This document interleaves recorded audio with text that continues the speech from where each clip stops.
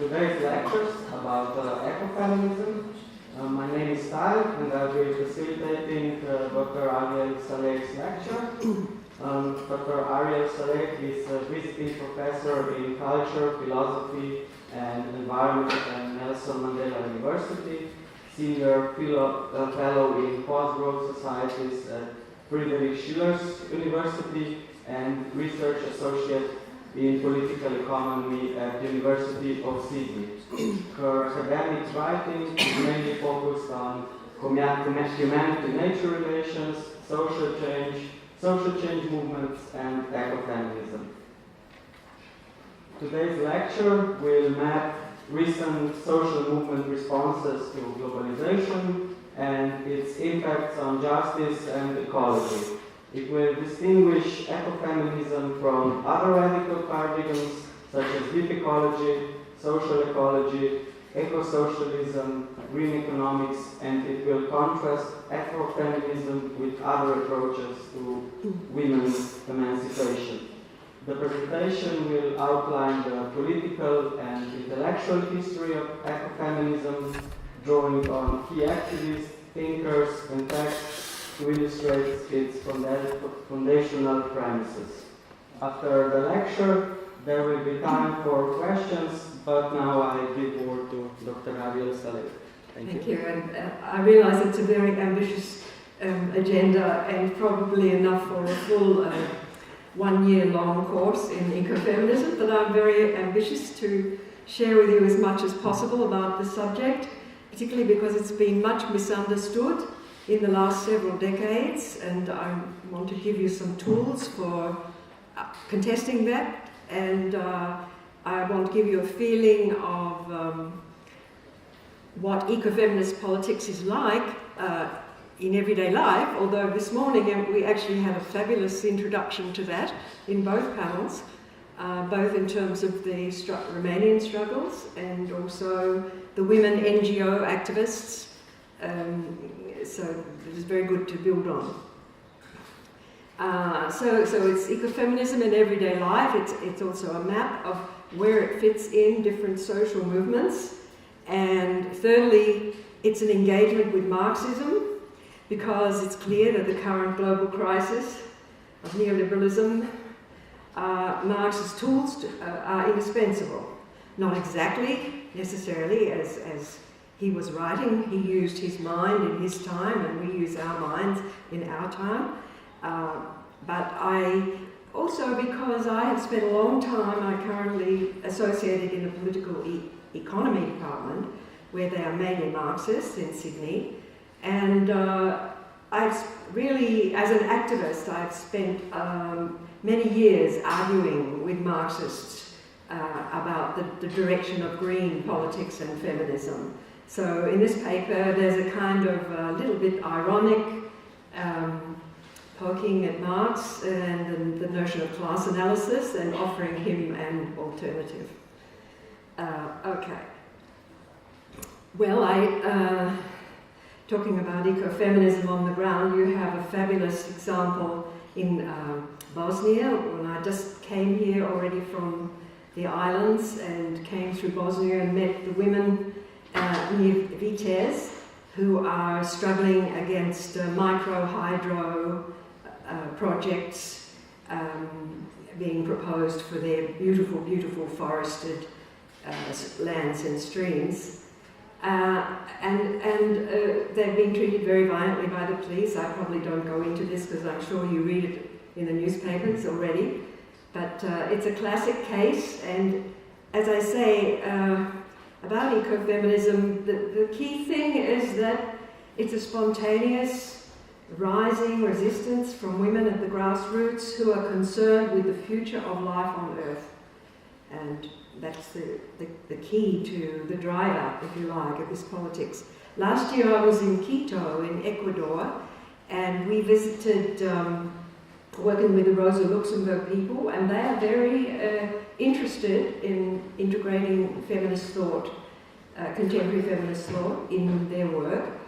And we visited a community in the south of Ecuador called Nabon, and the women there for the last decade or so have entirely regenerated, clapped out, devastated mountain slopes and valleys of their area, of their livelihood production, with their own hands, and they are now having their second woman mayor. So it's almost a revival of matriarchal projects, and materially very, very successful. And I can recommend you, if you'd like to read about that, Rosa Lux has just brought out a book which describes that, and among many other livelihood projects, what we call livelihood.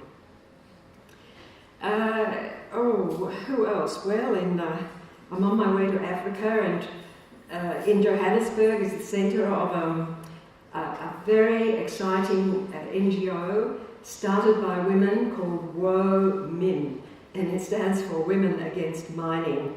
And they're working continent-wide opposing appalling extractivist projects.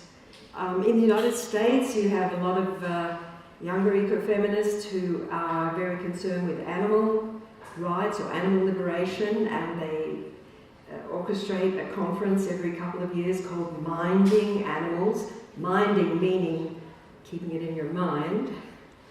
And in Britain, there's a gorgeous project that occurs with housewives along the banks of the River Thames, which has been much abused by probably 2 centuries of industrialisation. And they go there in their time, their not so free time, and plant, clean up, restore the river. In Appalachia, you have women leading the push against mountaintop removal in coal mining, Appalachia in the United States. And I can't see what that one is, actually. And this is how I became interested in this. I was a young mother in the 70s, and when I heard about the movement, when I heard about the mining, uranium mining, on Indigenous lands in the heart of Australia, in the north of Australia, and realised the question of waste from the nuclear industry and the impacts on children's health, people's health, workers' health, and so forth, I became involved in that. And I think it was 1976 helped to set up a movement against uranium mining. We had parent-teacher associations, we had neighbourhood groups, we had church people, peace activists, you name it, as well as young people. And of course we have the Communist Party and various other communist parties as well. That's a different story. You will probably see it returning in the subtext of the paper as I go further. But I've also was helping to form the Australian Green Party, being involved in encouraging the growth of eco-socialism with the journal Capitalism, Nature, Socialism, which is thriving now in the United States, and resisting GMOs, water.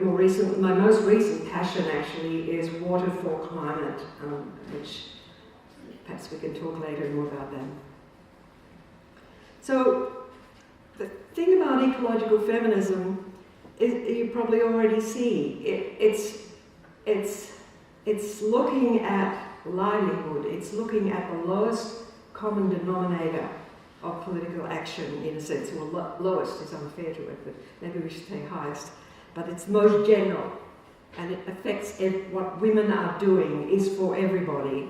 And so I realised how the political projects of the interests and concerns of workers, women's, Indigenous and ecological struggles were really all interrelated, and you see this when you start to do ecofeminist struggle.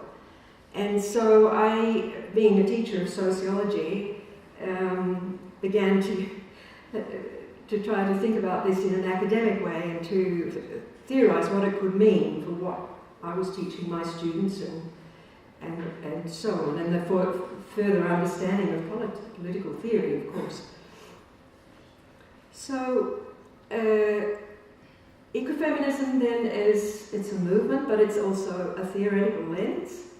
And let's start with a very old and favourite image of ecofeminists. It's been around for a couple of decades. And this could be, if you like, a schematic introduction of the capitalist patriarchal system as we know it. And you can put God at the top or the king, but these days it's largely capitalist entrepreneurs, management, and their technocratic handmaidens. And of course, when I first came into politics in the 60s, 70s, initially it was a struggle between the blue, between the liberal, capitalist concerns and the concerns of the working class people, which was usually designated by red, although I see in the United States they reverse the colours. But normally red implies a socialist struggle. And it was assumed that that really was the proper sphere of politics. It was the sphere of humanity, the sphere of reason in the Enlightenment sense, and the sphere of production as schematized by Marx. Now, the interesting thing about that, and of course these people hold all the power and rights, and below the line, which I call the line of dissociation, it's literally a line of psychological dissociation, where the humans at the top disconnect from other human groups and other living groups and organisms. And this it actually goes back to Aristotle, known as the great chain of being. So there's an inherent power structure there. In Western ideology, it did penetrate Marx's own thought to some extent. Interestingly enough, the neo-Marxist Frankfurt School put a lot of emphasis on the notion of mastery of nature, human mastery of nature, and in a sense you could say that the line of dissociation is the line beyond which nature, chaos, and the sphere of reproduction is to be managed and manipulated and controlled. And of course, this area in green, we could say it's the sphere of nature, or the sphere of reproduction, is basically treated by capital as a resource base, in both a labour resource or in terms of global south, peasant lands are appropriated for extractivism, as we saw this morning. Indigenous peoples lose their water, their forests. Women are probably the world's greatest labour, put out the world's greatest labour output. I mean, I think the ILO statistics was women, say 50% of the world's population does 65% of the world's work for less than 10% of the world's pay, and women own less than 1% of property in the world. So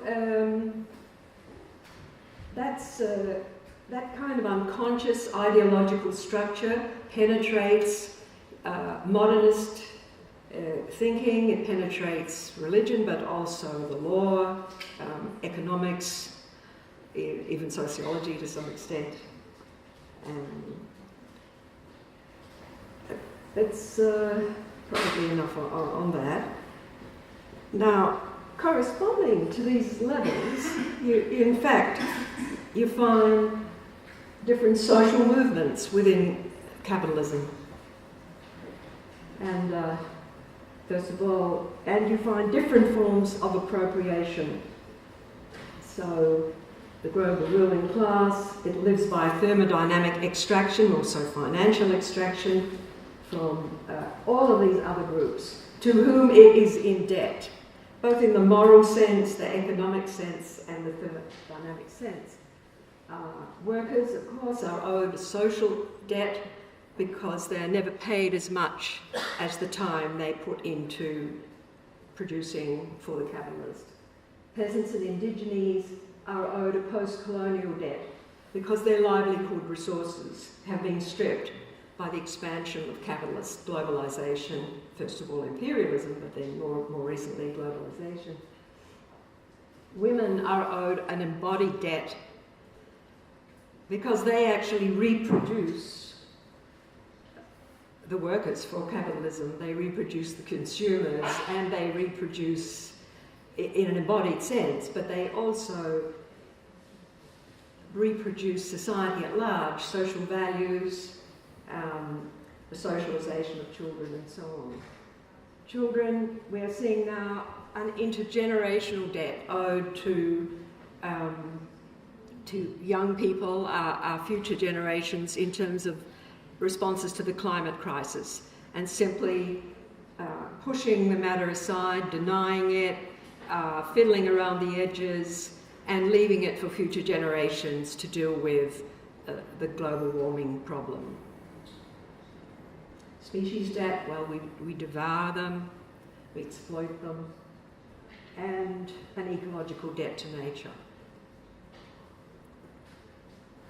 And let me say that we've covered many topics in this conference, and this morning was a very good example, and we never, particularly the last panel, which was fabulous, and it's always, but why can't we get there? Why can't we get there? It's because of the elephant in the room.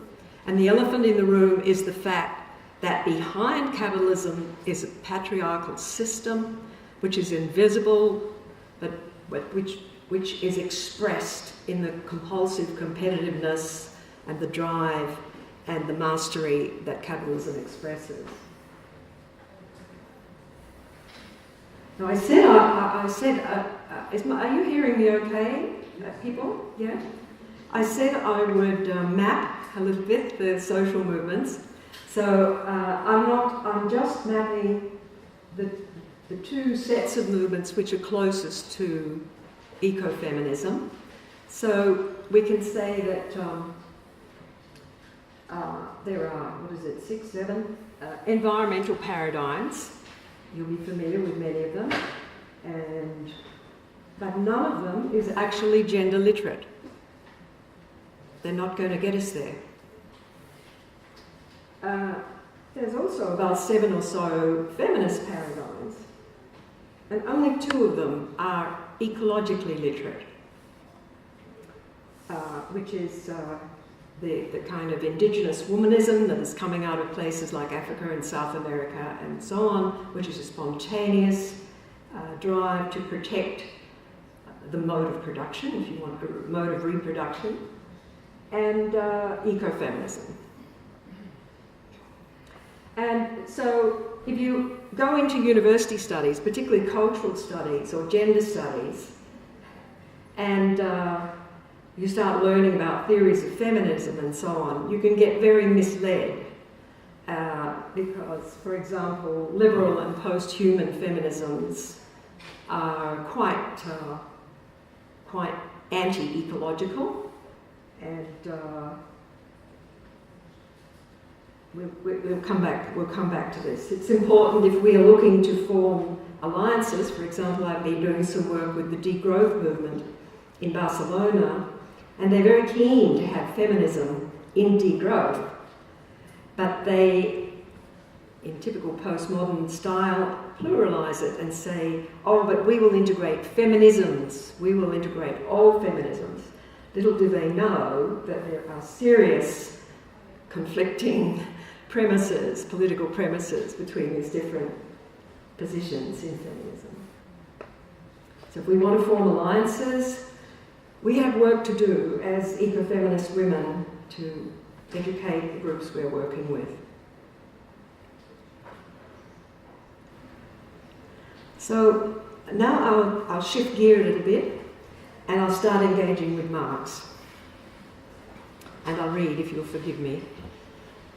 So I say, a glance at forms of resistance in the current era of globalization and the ecological crisis suggests the most appropriate agents of history may now be meta-industrial workers, not industrial workers, meta-industrial. rather than urban proletariat. In exploring this thesis, I'll not spend time sifting through definitions of class or revisiting old debates. For as Bertel Ollman, Marxist philosopher, has pointed out, even Marx varied his use of the term class according to context. I take courage from that pragmatism. My rule of thumb then is that class is a material and conscious positioning of people in relation to a mode of production or a mode of reproduction. And of course it's the latter that we need to attend to. This argument destabilises Marxist notions of class that have reified productive labour and marginalised socially and ecologically reproductive activities. Standard analyses of capital have treated workers as wage white men, whereas reproductive labour is an unwaged, supplementary, unspoken province of women, domestics and carers, peasant farmers and indigenous gatherers. However, these meta-industrials, nominally outside of the industrial economic system, actually constitute the majority of workers in 21st century global capitalism. So in building a green materialism and earth democracy, recognising the needs of all these life forms, it's necessary to shift the focus of class contestation from the capital-labour interface to the labour-nature interface. The structure of capitalist societies enacts the ancient chain of being ideology. Well, we might go back. Dissociating humans from nature in a hierarchy of life forms. Beginning with Aristotle, revamped with Descartes' subject versus object dichotomy, and perpetuated in Marx's own thought, the humanity versus nature contradiction, and I would claim that is the deepest contradiction we must face, is used to justify class, race, sex, gender, and species resourcing. In our time, this domination has given rise to four key social movements: socialist, decolonial, womanist, ecological. And a green materialism will need to find a language worthy of their historical integration. Worker struggles, as recognised by Marx, are paradigmatic and analysed under the mode of production, above the line. But this has meant that other movements are viewed as add-ons. This persistent single-issue approach can often be seen in conference programs, where there's a green panel or another on unpaid care work and a third on global south politics. In the wider world, this abstract economism reaches its peak with neoliberalism, but socialist thought, feminist, decolonial, and green politics are continually compromised by that hegemony.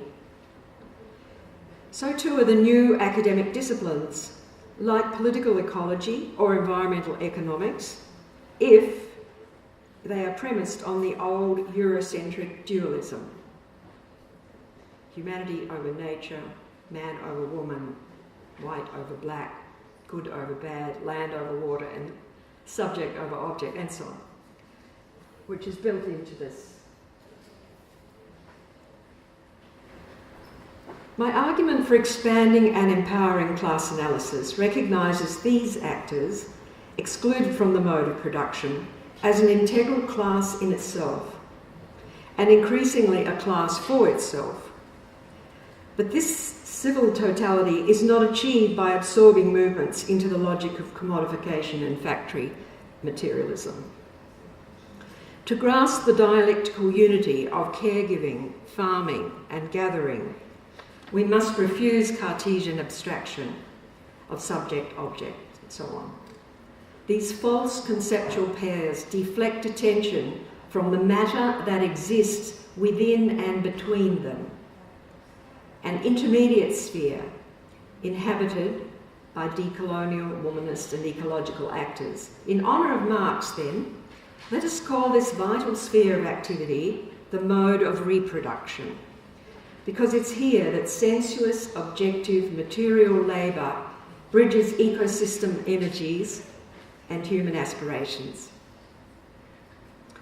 So how did ecofeminists start thinking about this? Ooh, that's new, wait a minute.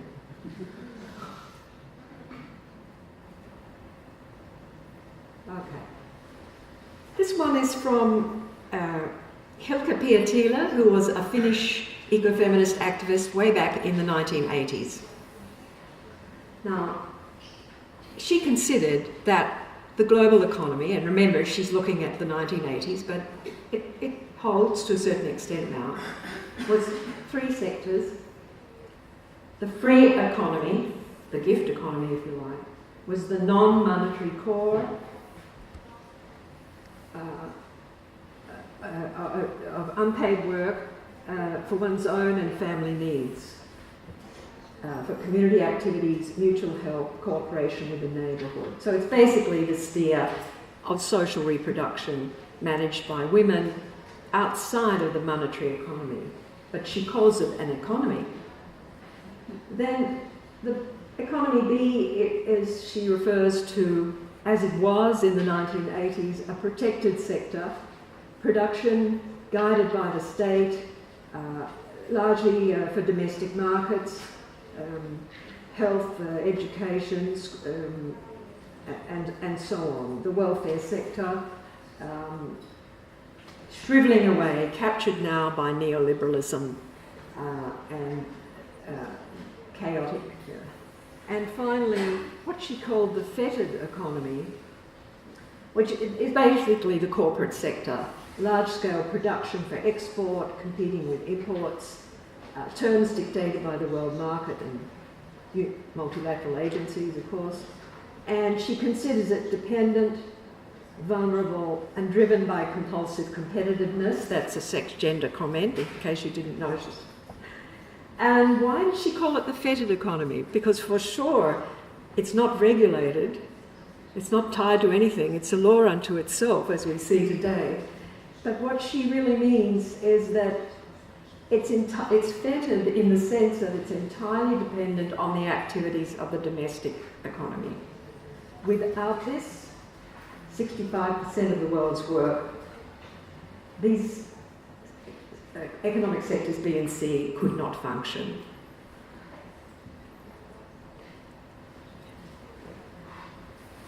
And this is another ecofeminist. This is a British ecofeminist, Mary Mellor.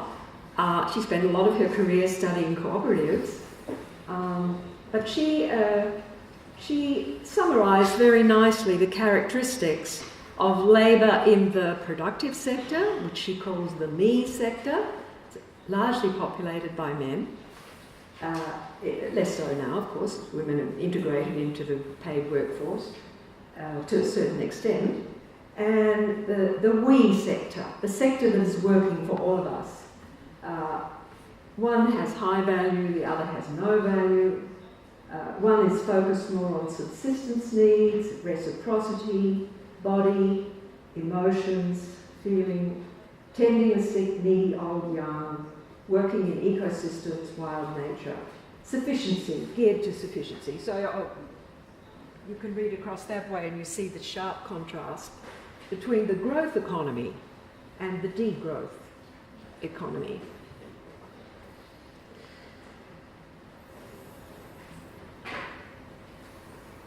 Marx's materialist analysis was not helpful in articulating the greater body of working life.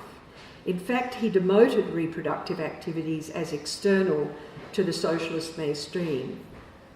Quote, labour, as the creator of use values, is a condition of human existence which is independent of all forms of society.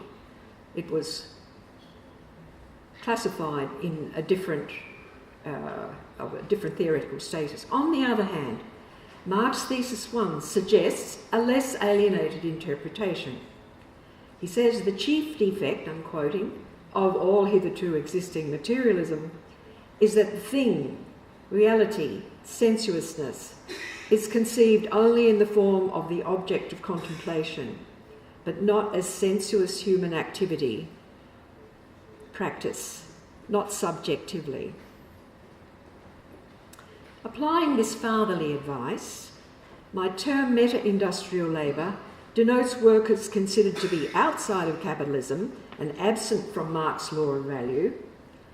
Yet this labour from diverse geographic and cultural settings is very present and united in providing not just everyday use values for livelihoods, but a metabolic value form. Neither exchange value nor use value, but metabolic value. Metabolic value form holding ecological integrity intact. Moreover, through hands-on learning, meta-industrial workers create a vernacular epistemology, a people's epistemology, a critical realist dialectic that attunes with and replicates synergies, or we might say syntropies, in living thermodynamic circuits of nature. The logic of this activity is relational, flow-oriented, and regenerative of biotic chains.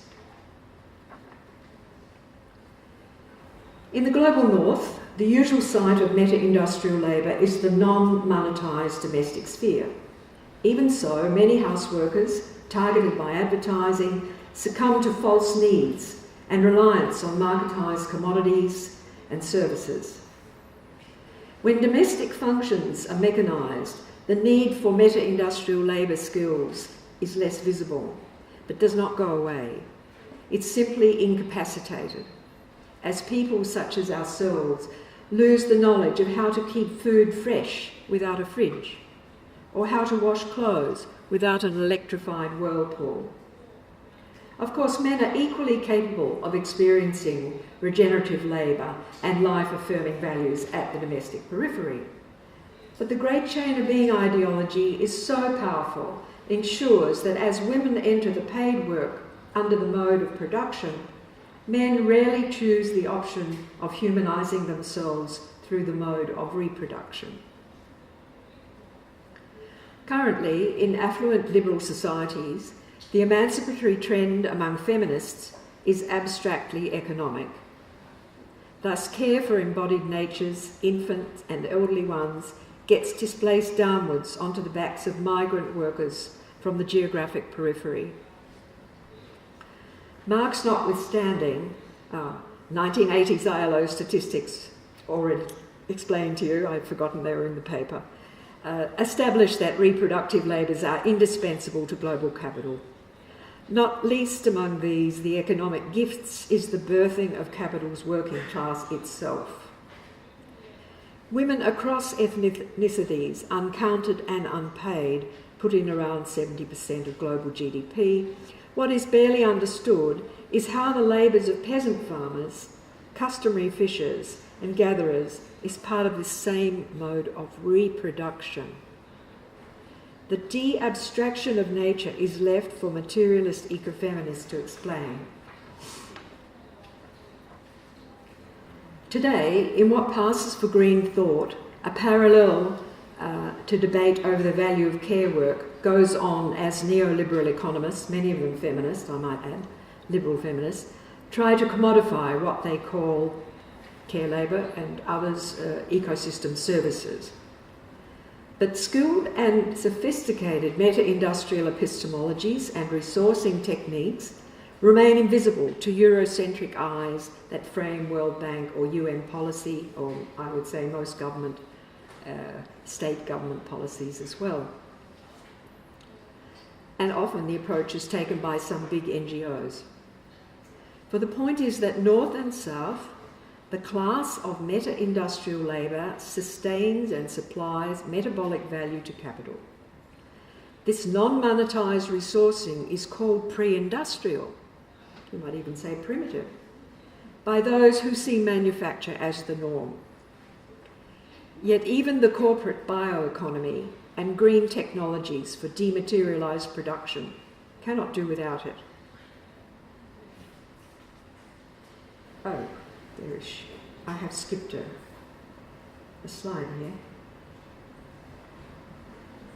I think I would say that the ecofeminist who has most inspired me in my work is Vandana Shiva. She's a quantum physicist by training, and she worked for the Indian nuclear industry. but she left it when she had her child, and she began to look at the Green Revolution and the impact of development projects on India. And she has written this exquisite description of the holistic labour of provisioning that Indian women forest dwellers do in conjunction with natural processes. She says it's in managing the integrity of ecological cycles in forest and agriculture that women's productivity, I would say reproductivity, has been most developed and evolved. Women transfer fertility from the forest to the field and to animals. They transfer animal waste as fertiliser for crops and crop byproducts to animals as fodder. They work with the forest to bring water to their fields and families.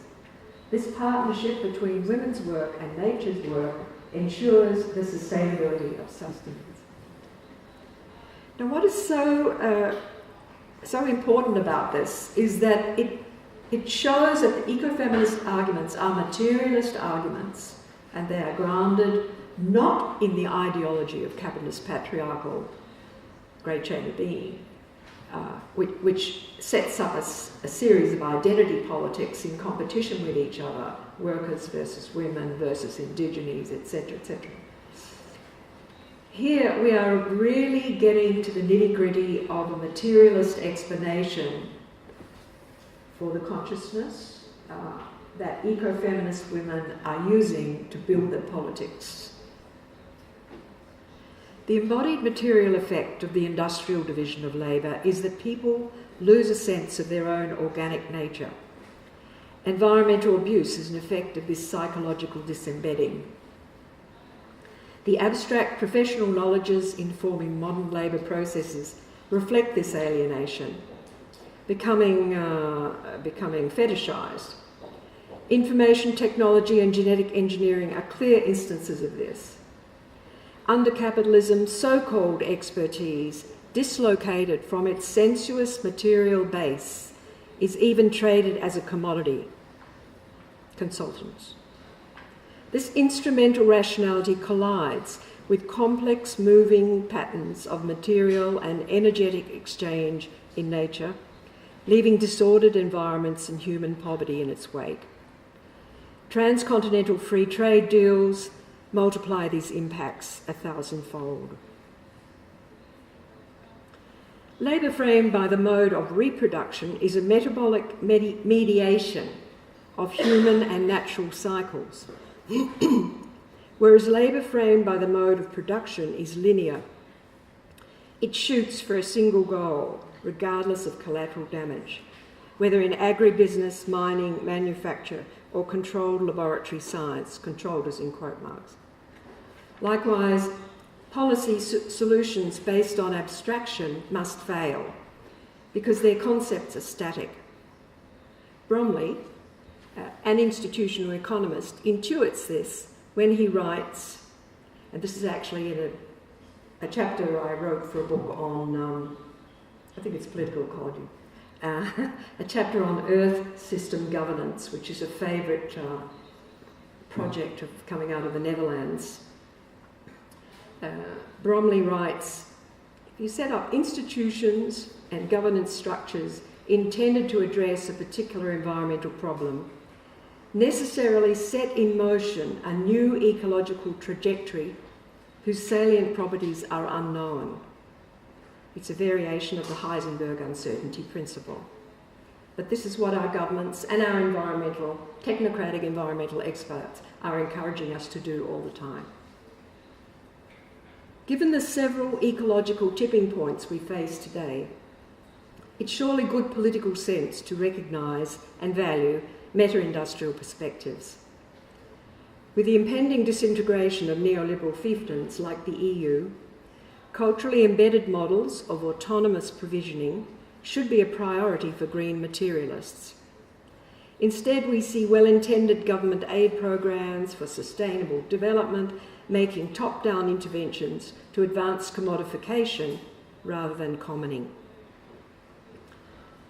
Self-managed economies are not only environmentally benign, but creatively social.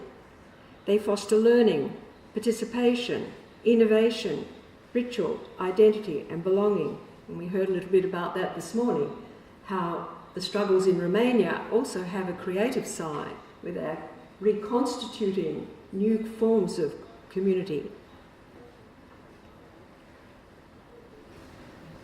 On the other hand, the engineered satisfiers of industrial societies, bureaucracies and cars, cost much time and energy and ultimately sabotage the very convenience they were designed for. So, here I give you another ecofeminist, Maria Mies. No, I give you myself. I must have done something. So, in this book, I've got some flyers here after you can have a look, but this is called Ecosufficiency and Global Justice. What? Mic. Oh, the mic? Yeah. Oh, okay. Ecosufficiency and Global Justice. And this was a series of ecofeminist examinations of ecological economics obviously from the sex-gender point of view. And we brought it out in 2009, and in the last chapter here, well, a number of the concepts from this lecture I actually spelled out in my chapters. I have too many other women from around the world have chapters.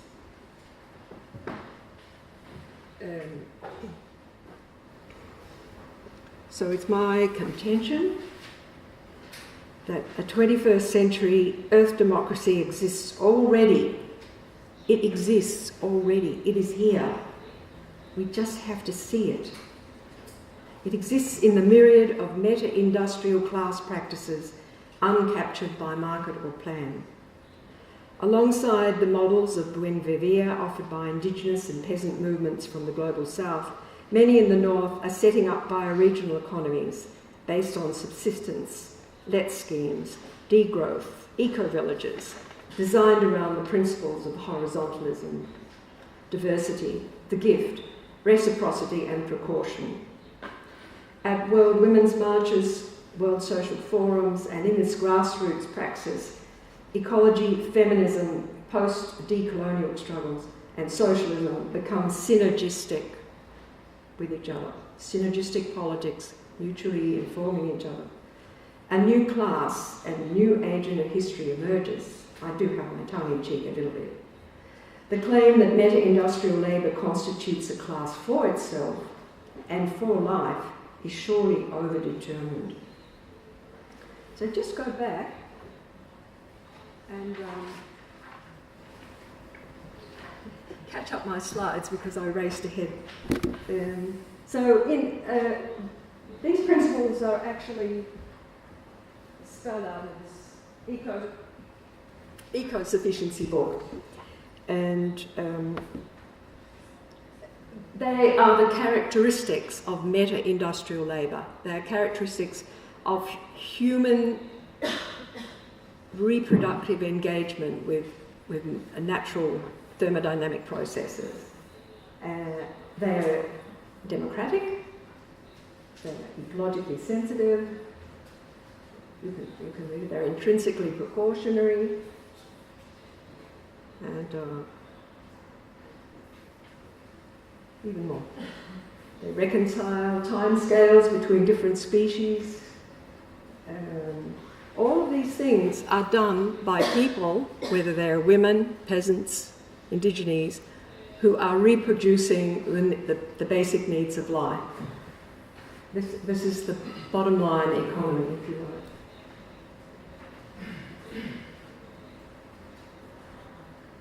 Oh, that's a little bit analytic. If there's time later, we could come back to this. This is from Maria Mies, who is a German ecological feminist, and she first developed the notion of subsistence economies, and it's very close to what is now being sold off as degrowth. But these girls were doing it, I think, 20 years ago. Not yet acknowledged by the degrowth movement, I might add. And this is simply a summary that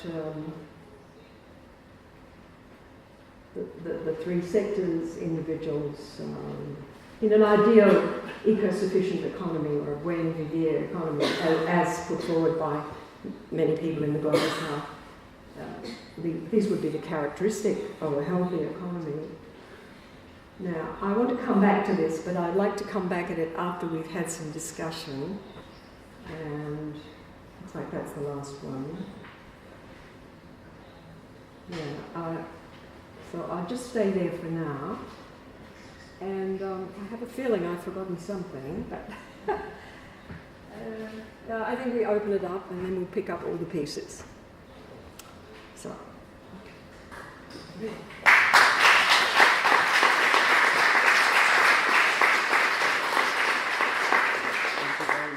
Thank you very much for the lecture. It was wonderful. Now it's time for questions. So, does anybody have a question?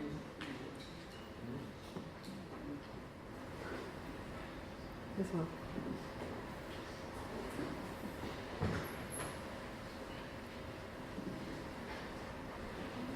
Thank you very much for the lecture. So my name is Jenny. I'm originally from Sweden, but I'm at the moment in my research. Can you please talk more slowly for me? Sorry? Slowly, okay. So my name is Jenny, and I'm currently pursuing my research here at Predstavitev in Slovenia. I'm originally from Sweden, and I have a background as a gender theorist, focusing on STS.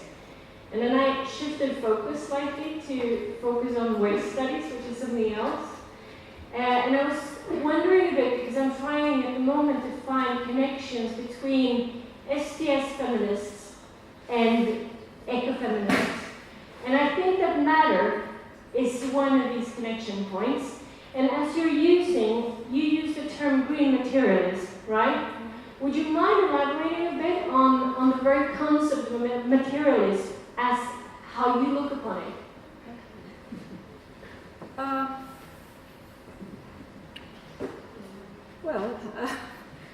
It's not only the Marxist, it's not only the Marx, can you hear me if I just stand here? Or, no good? Okay. It's beyond the Marxist concept of materialism, because that is grounded in economic analysis. So when you have the feminist one, it integrates the body as well as part of the total picture. I mean, I suppose that, I don't know whether that indicates that. Try the question again. I'm just trying. So just say it again. No, I'm just curious about materialism and how you use that concept. For instance, you have post-materialist feminism today, which I'm quite intrigued by. No. And I also see matter and materiality as a way to connect ecofeminists and STS scholars doing feminist studies. Yeah, okay. So I was just wondering if Quite frankly, I think it's really more important to stay with closer to a Marxist concept of materialism, because we still haven't dealt with capitalism, which is a big one. And one of the problems with feminist theory is, one of the problems with academic feminist theory is, you know, it's bourgeois liberal, it's encased in a competitive context, women are striving for recognition and so forth. And I personally am quite uncomfortable with the new materiality notion, which I actually find not material at all, but a form of idealism, which appropriates the word. So that means we've now got more work to do to deconstruct this next wave. It was probably invented by some American PR company, you know, to insert into feminist. Is there any help? I mean, should we go back to the slide about the different paradigms in feminism and in ecology, or maybe we could. I was just wondering how you could elaborate on materiality, because there are different notions of materiality, and I was just curious. Different notions of materiality, yes, and some of them are precisely not materialist. Yeah. So. Okay. Any other question? Yes, one here.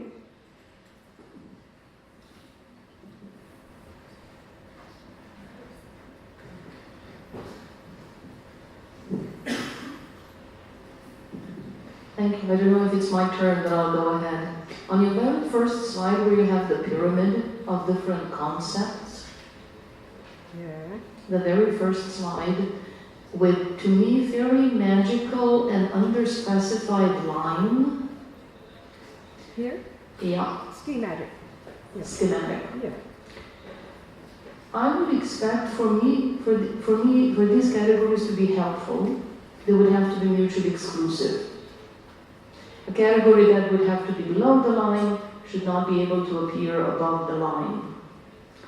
And as I'm looking at mother, a mother can appear below the line if you're thinking about her uterus, but a mother can appear above the line because she can be an owner. I understand only 1%, but they're owners. A woman, a mother, can be a manager and a technocrat. So the way I understand the need for creating categories, helping us understand their language. These are not scientific categories, these are ideological categories. But a mother can be a technocrat and a mother can be a manager and an owner, so how can we have it in both places? This schema represents a kind of ideological mindset which has been current in Eurocentric, in Europe, mainly the Western tradition, all right, which has ossified different groupings in society in a reified way and stratified them in this way. And it's embedded deeply in the unconscious of economic rationality, probably biology, philosophy, political constructs, and so forth. It's not a representation of reality at all. So that would be a totally different story. This is an ideological. In other words, ideology is the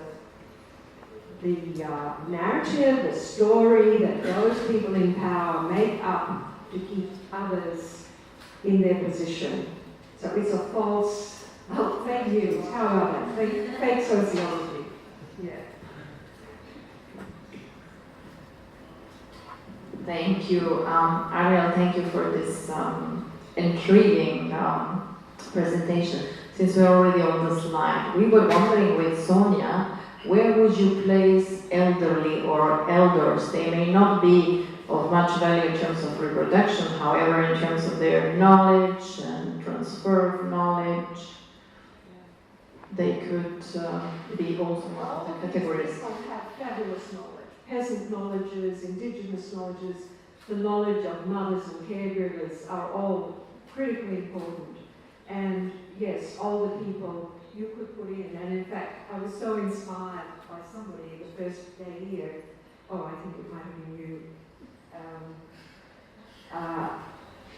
In terms of the need to re-establish intergenerational groupings in our politics. And this would, particularly since older people are becoming a bit of a majority group on the planet today, this would be important. But it's important for many reasons. And yes, this should be corrected, I totally agree. And we would probably put just in between, well, maybe just between mothers and youth. You can't get it perfect, you know. It's a very good point. Yeah. And I mean, older people are totally disvalued. And I mean, they are treated as if closer to nature. Because, we get soon, and, increasingly so. Sorry. I would like to ask him to win, so put your mic please on. I would like to ask him to win. Oh. Okay, it is. Oh, okay.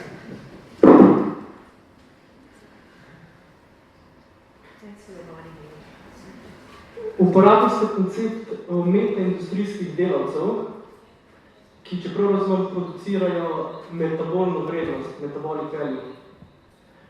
In a te metaindustrijski delavci presežejo oziroma pozdravijo metabolno razpoko, metabolic rift, o kateri Marx govori v Kapitalu. Torej v bistvu, vi veliko upravljate koncept metabolizma in ta koncept izhaja iz kje, mislim, ga upravljate pri Marxu, oziroma ga vzemate iz Kapitala ali drugje.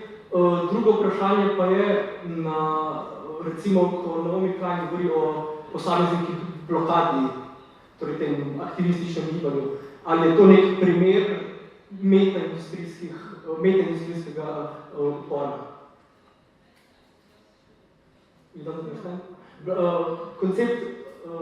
Koncept blokad je od Naomi Klein. Ok, ne.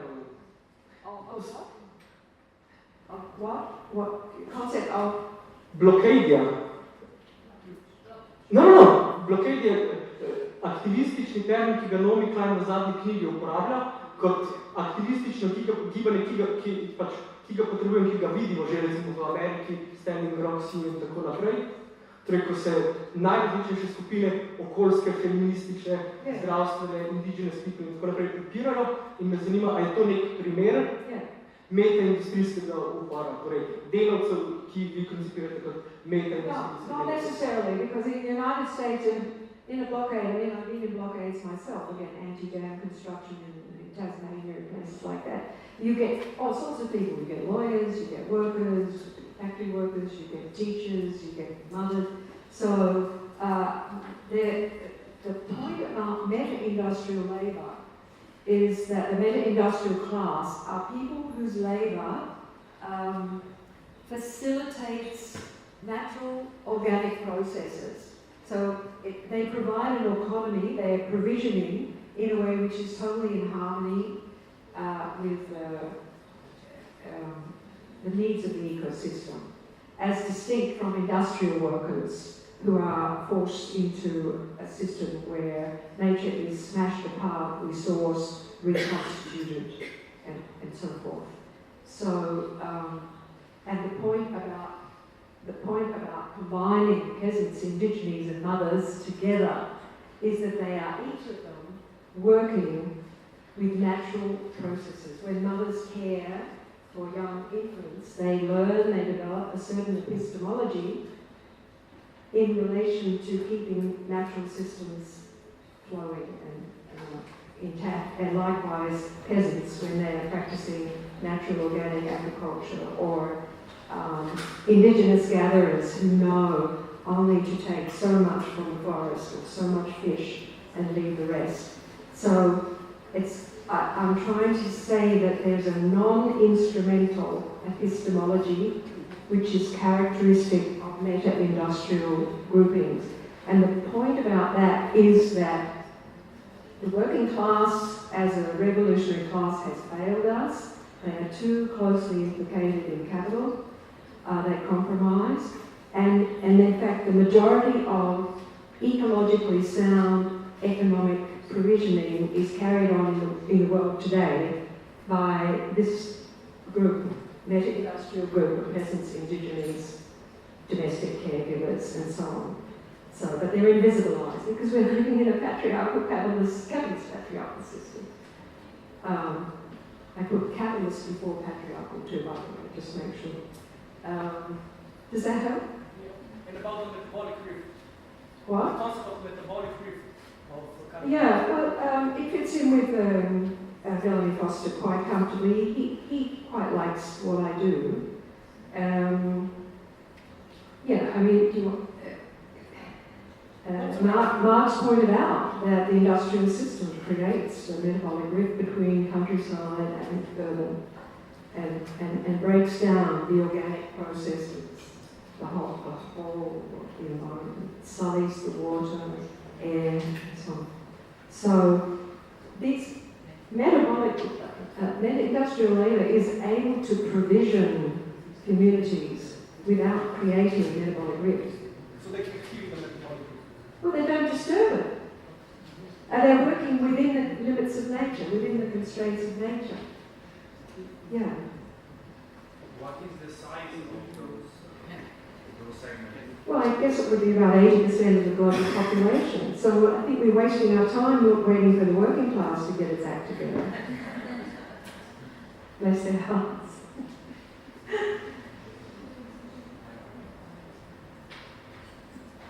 Some more? Yes, hello. I have a question about other gender identities, since here we are talking mostly about female and male, and actually, as you know, there is a variety of different gender identities. How does it fit, or how does it relate to the ecofeminism? Yeah, well, gender identities belong to identity politics, and identity politics belongs to liberalism, and liberalism belongs to capitalism. So identity politics, we are not talking, this is a materialist argument. It's a really good question, actually, very useful. This is a materialist argument, and the whole argument is based in the labour that these groupings do. It's based in their physical interaction, subject-object interaction with the biophysical processes. So one of... because I was relating to, for example, LGBTQ plus movements and so on, because if you say a mother, usually it's include mother, woman, but actually it doesn't have to be as a... I think I already said in the paper, mothering, I actually dare to use it because it's provocative, because you want to use it, because mothers are the most demeaned groupings in society, so I deliberately put it there. But you can say caregivers, you know, or oh no, I'm distracted, lost my focus.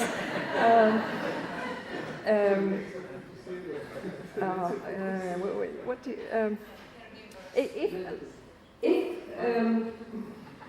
I'd like to go to the last slide to elaborate on this, because this really opens up the Pandora's box that we find everywhere, which is that, let me tell you something. I just came from Malmo, a degrowth conference. There was a lovely Irish guy there. He lectures in sociology in Ireland, and he lectures political ideology. And he says, you know, I give the lecture, He said, I get to the lecture on feminism, and the whole class explodes. Like that. The students are just, you know, the energy is which is very symptomatic, of course. And anyway, so he said the boys are resistant and so on. And the girls are saying, we are already emancipated, it's not relevant to us anymore, we already have. And this is the illusion of liberalism, you know, that individual identity, a limited amount of self-expression and rights, and the promise of equal pay, but it's never realised, of course. They think that feminism is no longer necessary. But this is all going on at the level of identity politics. Like these girls, they have a notion that they're feminists and that's their politics, but it's all at the level of idealism, whereas which is predictable, because this is what capitalism does. It slots us into separate categories, and it emphasises our individual self-expression and lifestyle and so forth. But what we're trying to do with ecofeminism is really ground the theory, and that's why Marxism is so important too. So I'm going to go to the last slide and try to unpack this a bit more, because it's very important. I just find this misconstrual comes up all the time. So many gadgets around here.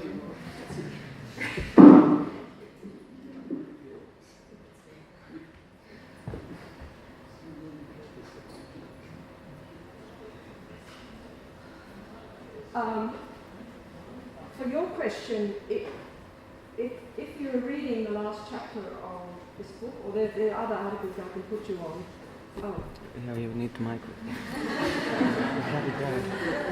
Technology, I can't stand it. Anyway, this stuff would really...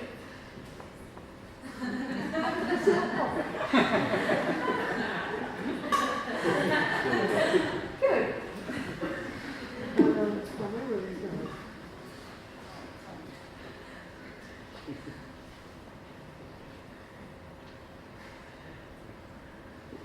Right. Now,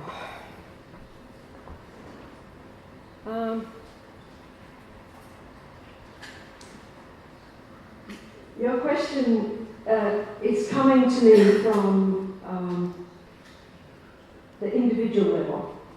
And LGBT politics is about individual self-expression, which has been prevented to them because of the corset of dualism, masculine and feminine, no other options.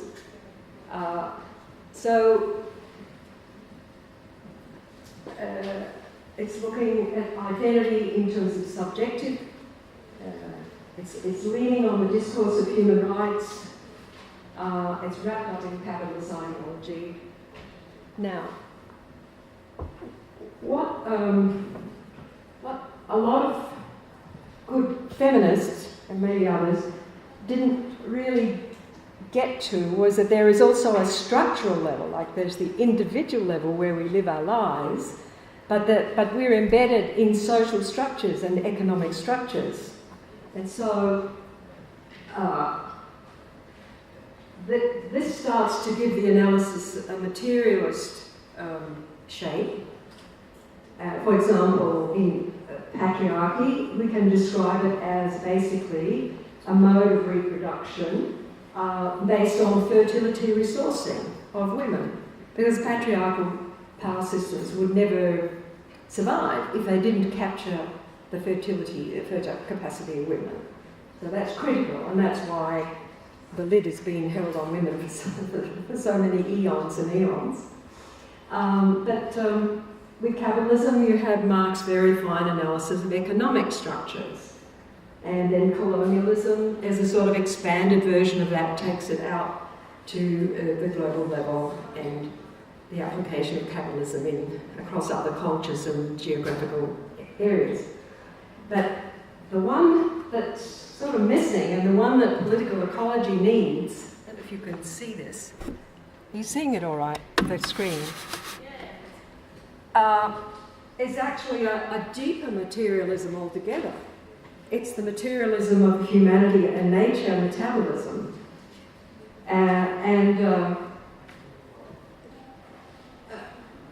John Bellamy Foster's work gets into this a little bit, obviously. He's the best, I think, in that respect. And the need to articulate the meta-industrial class, we're looking at people who are functioning at this level, although they're invisible to us because they're demeaned by the Western mindset, whether they be indigenous or worker, peasant farmers or mothers or grandmothers. When I say that the focus has to shift from the capital labour interface, well, we still need that, but we need also this new interface, the interface of capitalism with its metabolism in nature. So the paper, when I talk about meta-industrial labour, I'm really theorising in this space here, trying to create bridges in an area which is not articulated anywhere. Yeah. Okay. Hvala za predavanje. V bistvu, moje vprašanje je bilo, če lahko pokažete zadnji slajd in poveste kaj več o njemu, ampak to ste pravkar storili, da sem izgubila vprašanje, oziroma se moram spomniti novega. Well, I'm disappointed because you always ask the best questions.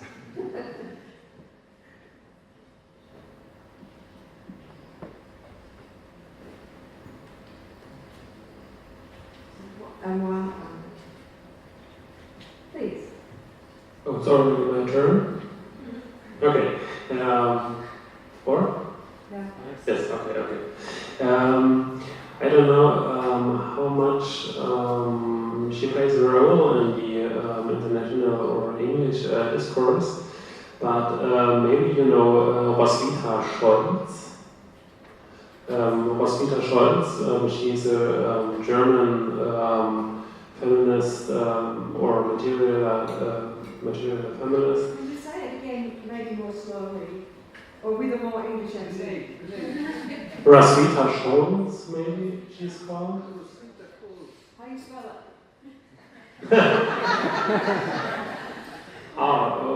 ISWITH. SCH, okay. I thought so because, I don't know, I don't think she has published anything in English, so, and that's also maybe a general problem between these discourses if they are just in German. But I think she made a very interesting approach, which she published a book, I think 2 years ago, which the English translation maybe would be gender of capitalism, the gender of capitalism, and more or less, to put it in one sentence, her theory is, or her concept is to identify something like a separated value or a separation of value in capitalism or in capitalist production and reproduction, which is like separated from the values produced within the accumulating systems and the abstract richness in a way, or the standard capitalist accumulation. And maybe you also are, or you intuitively would also say that there is something like a separation of values, because there was a slide you had where there was like a separation of values. So, well, in the everyday world, there is. I mean, we have to deal with it. We have to deal with exchange value. We have to deal with use value. I'm just suggesting we need also to look at metabolic value. I mean, ideally, we wouldn't need. Well, there will always be use values. You're talking about. We can go back to those slides. I know what you're referring to. Yeah, it was like high value me and low or no value we, something like that. Oh, that one. Very little. Yeah. Maybe you go back to that. It sounds like, I'm not sure whether this German feminist goes to this level.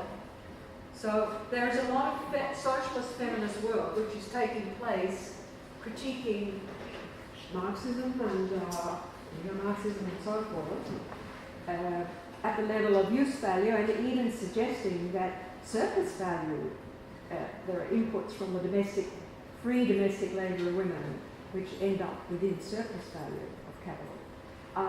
But the domestic labour debate, which is very important in socialist feminism in the 80s and 90s, remained anthropocentric. It remained human focused. So it took ecofeminist thinkers, starting with Piatila and Mies and Shiva and later myself and Mella. There are also American ones, but I can talk about that separately because they're not materialist thinkers, unfortunately. So it took the ecofeminists to try to integrate this further level of value generation. But now So I think maybe to make long story short, what I wanted to ask is, what do you think are maybe the commonalities, but also the differences between like a separation of value in the form of domestic labor on the one hand, and the relations between humanity and nature, or the social relation with nature on the other side. So what are the commonalities and maybe also the differences? First of all, you need to problematize the term nature, because I don't know how you are using the term nature.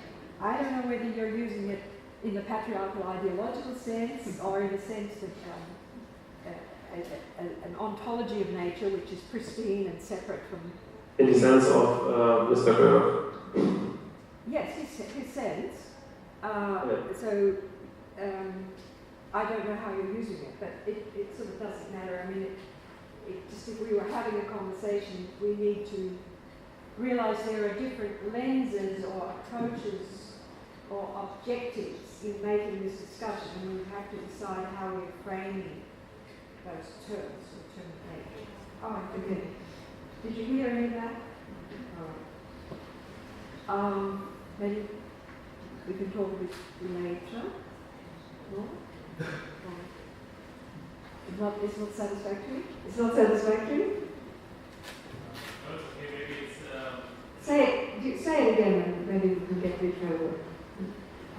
So, I mean, it's about the separation of the value of use and value of surplus, okay? So Yeah. there's like the dimension of this differentiation, dimension in the domestic labor, like these, what we mean with the reproduction and the discourse in the 80s. Yeah. And now it's ecofeminism, and maybe there's also this separation. We build on it. I mean, we accept, obviously, the need to discuss exchange value and use value. And we accept even positions like Maria Rosa Dalla Costa, who argued that women's free labour in the domestic sector actually directly generated to the surplus value claimed by the capitalists. It's but as I say, that debate is all taking place in the economic structural level, social structure, whereas the ecofeminist debate is going to a deeper level,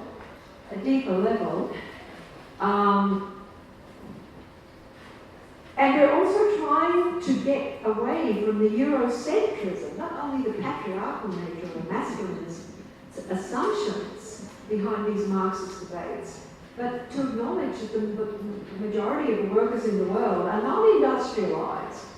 And if we're going to establish an earth democracy with alternative forms of provisioning, if we're going to integrate cultural values like Ubuntu and Wezir and Swaraj and whatnot, I mean,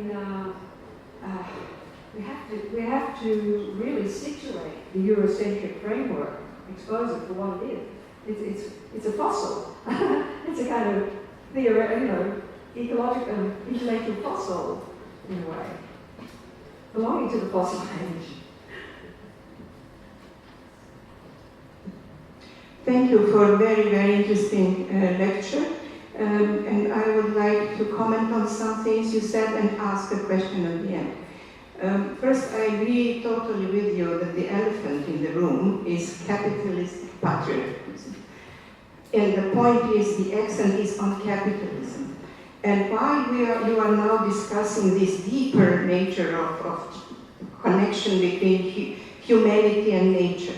Because this question today is on the agenda of daily politics already, even if politicians do not see it like that. But it is there. And this is because the capitalism really reigns supreme over all the world, which is not the case in Marxist times. There were huge places in Earth which were not dominated by capitalism in his times. Today, there is not a place on Earth where we do not have this supremacy of the neoliberal global capitalism. And also the way how capitalism is dealing with nature is so dangerous now that everybody can see it, can feel it, can fear it, and try to do something against it. And I agree also with you that when you said that the feminism in the past, in the 80s and 90s, dealing with domestic work, did not include the dimension of a relation with the nature. It's true. And this was short thinking at that time. But the question is what to do today. You said the synergy between anti-colonial movements, socialists, and ecofeminists might be the answer to the fights which are in front of us. But I don't see how the synergy is born. It's happening here and there, but it's not a movement which would really, in this moment, be able to make a real revolution, which is needed. So my question is what to do to make it stronger. The World Social Forum, following the battle for Seattle in 2001, the World Social Forum was constituted as a meeting, a melting pot, a meeting for all the social movements. Of course, it had its limitations, but it was a beginning. And it tried to find a common denominator between ambient Indians and Australian Indigenous and Indian yogi and, you know, but, and German feminists and whatnot. But now there is a new movement afoot, which is alternative confluences, and it's being led from Asia. And it's a second try, because the World Social Forum ran out of steam and vision and so forth. And so there's a new attempt, and many of us are joined intricately in networks and every day through the internet and so forth, which of course is another problem, which I have reservations about.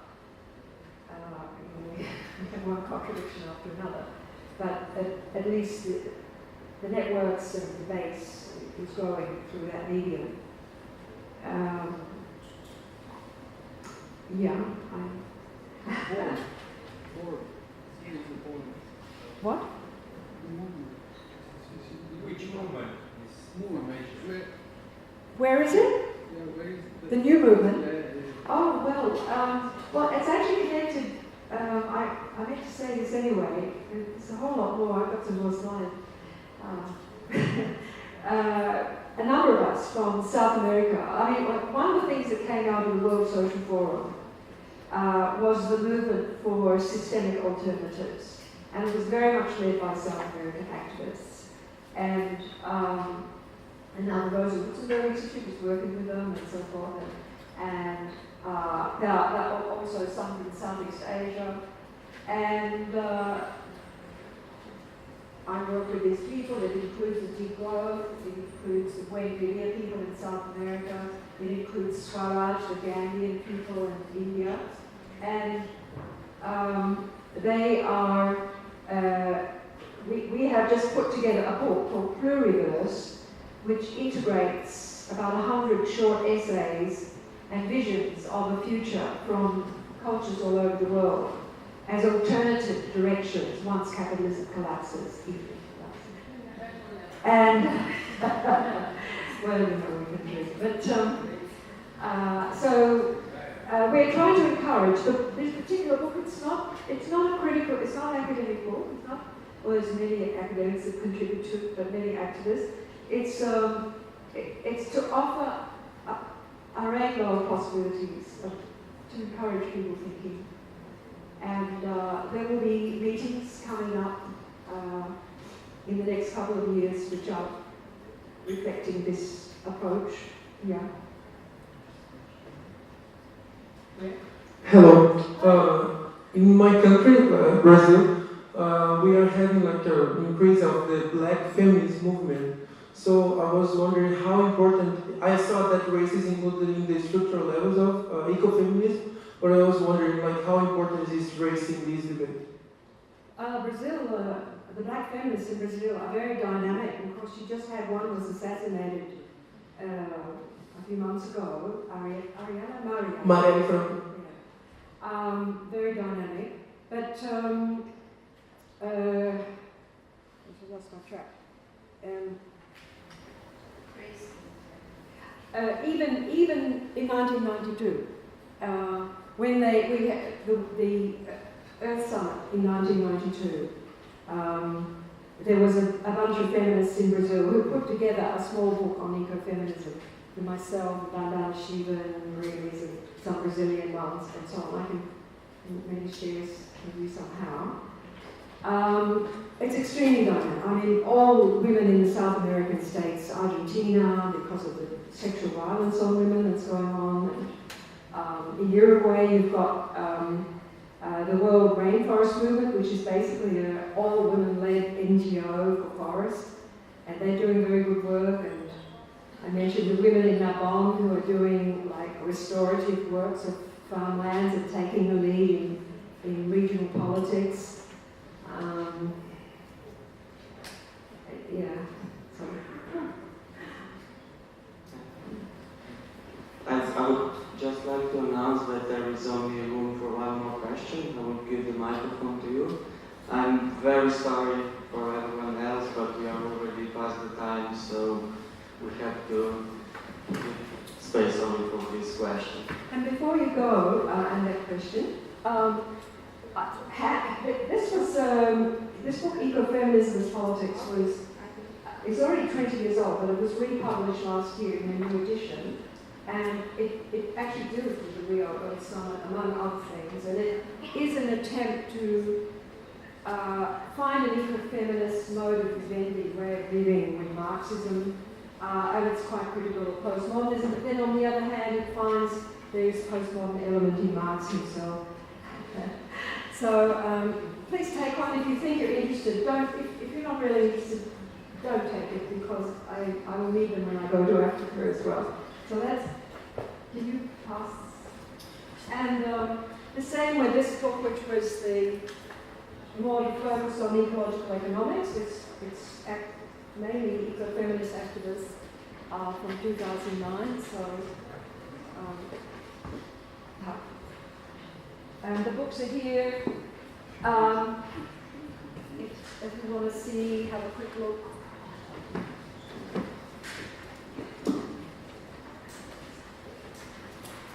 And if you want to talk more, I'm happy, because I still have some more slides that I didn't use. If you wanted to talk more, I'm still happy. I have more material that I didn't use, but you never know how far the audience wants to go. So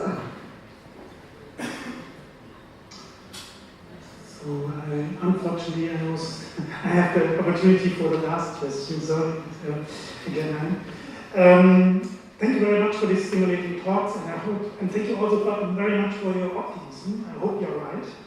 I'm a little bit more skeptical also about the movements, but I'm particularly a little bit skeptical about whether this is really a materialist analysis. Not only in political terms, I miss a lot of analysis between what are really the opportunities for such unit movements, joint movements, and are they really emerging, and how they conflict with the power structure of our societies. But I would like to emphasize even more the materialist dimension concerning the material world, the physical world. I missed an analysis, or at least an idea, whether this meta-industrial, metabolic part of the future society in this way is possible. Have you ever checked? Because if you want to transform global capitalism, we have to deal with the garbage of this global capitalism. That garbage that was produced over hundreds of years, nuclear waste and so on. We have a lot of problems. The climate change probably will continue, will be even greater in the future years, and we have to respond to this kind of changes. And I see no, at least no approach how you want to estimate whether this kind of new metabolism is possible. If you have to go beyond fossil fuels, you can't go back to biomass as a basic of energy. This is not only about presence, because it will not be enough to feed the world as we are now. 80% of the world's food is produced by meta-industrial labour, and 40% of it is tossed out. Like capitalism. So it's already produced. It's already produced. You will not check. Pardon? You will not check. You will not confront yourself with this. No, I am confronting you. I'm saying, which part do you want me to confront first? I mean, on the question of cleaning up nuclear waste and plastic bags and all this, I think this is for the white European men to deal with, because they invented it.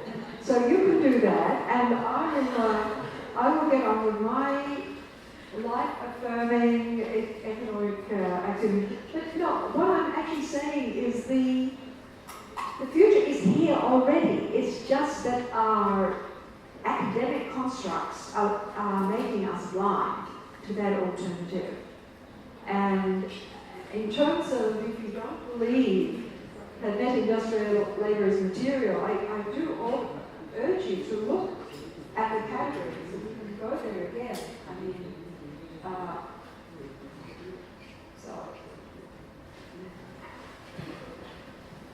okay. The methodological features of a non-monetized metabolism. Okay?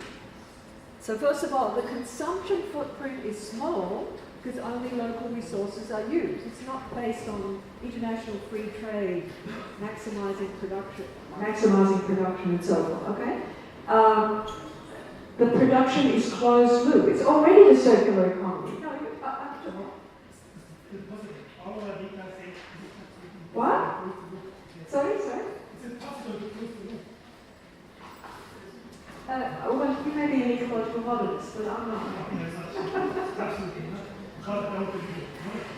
If you look at each of these characteristics, they are dealing with the material character of the natural world and the human nature utilization of that materiality.